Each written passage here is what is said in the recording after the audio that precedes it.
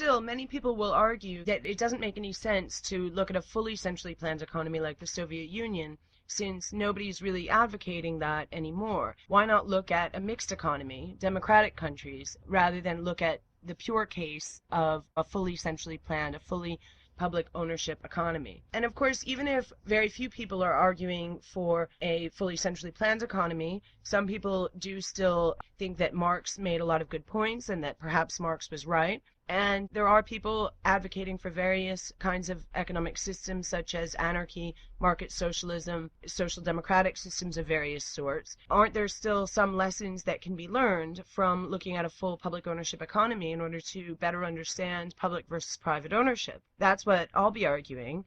So why not look at mixed economies in order to get these answers? In short, the rationale for it is in fact that it is such an extreme system, because in Elinor Ostrom's words, it is the simplest possible organism in which the process under investigation occurs. Elinor Ostrom, recent Nobel laureate in economics, argued that for economists as well as biologists, the simplest possible organism in which a process under investigation occurs in a clarified or even exaggerated form, that is the best way to look at a process. It provides clear information about the processes involved. If we're going to do this, how do we proceed? First, we'll study Marx.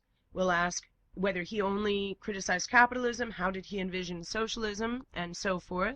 Some say that he advocated a democratic socialism. We'll look at that question and try to understand what Marx did envision. And then once we have an understanding of what Marx favored, we'll study Lenin. Of course, Lenin was a revolutionary political leader, but he was also a theorist. Marx also was a bit of a revolutionary leader himself. He did urge workers to throw off their chains and to bring about socialism right away. He wasn't just theorizing about a slow evolutionary process that would happen over many generations. If he was arguing for revolution and for bringing about socialism short term, then Lenin might be seen as a fairly good example of how that might turn out, since he actually was a Marxist and he did attempt to implement what he saw as Marx's theories. At least that is what he said, and taking him at his word, we can see how closely he kept to Marx's ideas and what the outcome of that was. We'll look at Marx's theories, see if they actually made any sense based on his labor theory of value. That will be our first stop. And labor theory of value is what underlies Marx's exploitation theory.